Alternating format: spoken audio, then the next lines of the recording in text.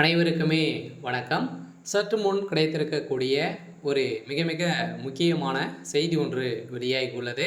சற்று முன் சோகத்தில் முதல்வர் ஸ்டாலின், என்ன ஆச்சு, திடீர் குவிந்த தொண்டர்கள், இது மாதிரி பார்த்தீங்கன்னா செய்திகள் வெளியாயிருக்கு.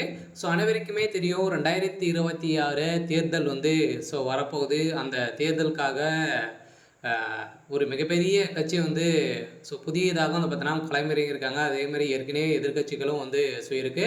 இந்த கட்சியை பார்த்து திமுக ஒரு மிகப்பெரிய அதிர்ச்சியில் தான் இருக்காங்க. அந்த கூட்டத்தை பார்த்த உடனே பார்த்தீங்கன்னா திமுக இருக்கக்கூடிய ஆளுங்கட்சியாக இருக்கக்கூடிய தொண்டர்கள், அதே மாதிரி திமுக இருக்கக்கூடிய முக்கிய புள்ளிகள்லாம் பார்த்தீங்கன்னா அவனுக்கு எவ்வளோ கூட்டங்கள் எங்கிருந்து வராங்க அப்படின்ற மாதிரி ஒரு மிகப்பெரிய கேள்விக்குறி, மிகப்பெரிய அதிர்ச்சியில் பார்த்தீங்கன்னா திமுகவினர் இருந்து வருவதாகவும், இதை கேட்ட முதல்வர் ஸ்டாலின் அவர்கள் பார்த்தீங்கன்னா வருகின்ற 2026 மீண்டும் முதல்வர் ஸ்டாலினுடைய தலைமையிலே பார்த்தீங்கன்னா களமிறங்க போகிறாங்க. இது சரியாக இருக்குமா அப்படின்றத ஒரு மிகப்பெரிய கேள்விக்குறியாகவே இருக்கு. இந்த அடிப்படையில் தான் இப்போ முதல்வர் ஸ்டாலின் அவர்கள் பார்த்தீங்கன்னா பெரும் சோகத்தில் இருந்து வருவதாக ஒரு தகவல் வெளியாக இருக்குது. இந்த நிலையில் தான் திடீர்னு பார்த்தீங்கன்னா தொண்டர்கள் குவிந்த சம்பவம் பரபரப்பை ஏற்படுத்தியிருக்கு. இதை பற்றி இந்த வீடியோவில் நம்ம முழுமையாக பார்க்கலாம். அதுக்கு முன்னாடி நம்ம சேனலுக்கு இப்போ தான் நீங்கள் முதல் முறையாக வந்திருக்கீங்க அப்படின்னா மறக்காமல் நம்மளுடைய சேனலை சப்ஸ்கிரைப் பண்ணி சப்போர்ட் பண்ணுங்கள். வாங்க வீடியோக்குள்ளே போகலாம்.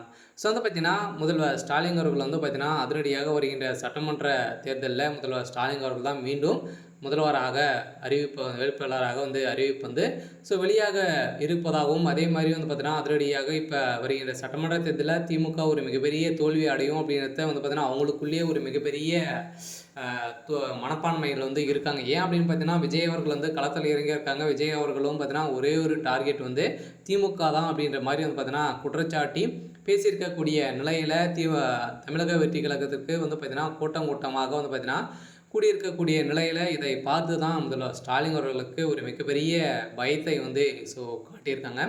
இந்த தான் பார்த்தீங்கன்னா அதிரடியாக திமுக மிகப்பெரிய எந்த அளவுக்கு அந்த கட்சிக்கு பார்த்தீங்கன்னா நெருக்கடிகள் கொடுக்க முடியுமோ அந்த அளவுக்கு கொடுத்துட்டு இருக்காங்க.